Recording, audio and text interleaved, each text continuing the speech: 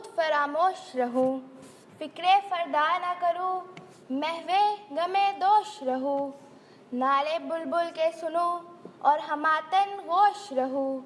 हम नवा मैं भी कोई गुल हो के खामोश रहूं। सदर आला, आज कुछ अरबाबे दानिश एक सवाल पर सर जोड़े बैठे हैं कि क्या हम आज़ाद हैं।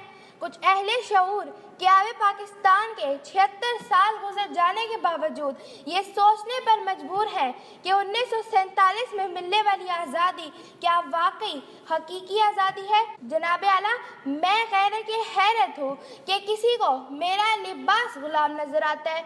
मैं हैरान हूँ कि किसी को मेरी तहजीब में बद तहजीबी नजर आती है।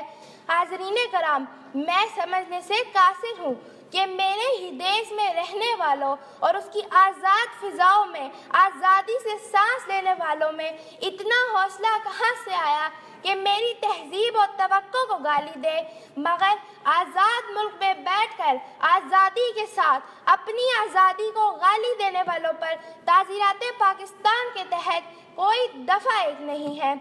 मेरे कोई खतफ और शाहीन इस आज़ादी की हिफाजत के लिए सरहदों पर कहरा देकर आज़ाद फिजाओं में गरज कर F-16 के शाहीन हमसे ये कहते हैं कि हमने रोंदा है बयाबानों को, सहराओं को।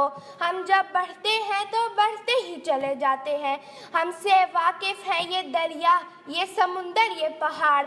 हम नए रंग से तारीख को दोहराते हैं। ए वतन, तूने पुकारा तो लहू खोल उठा, तेरे बेटे तेरे जानबाज चले आए, तेरे बेटे तेरे जानबाज चले आए।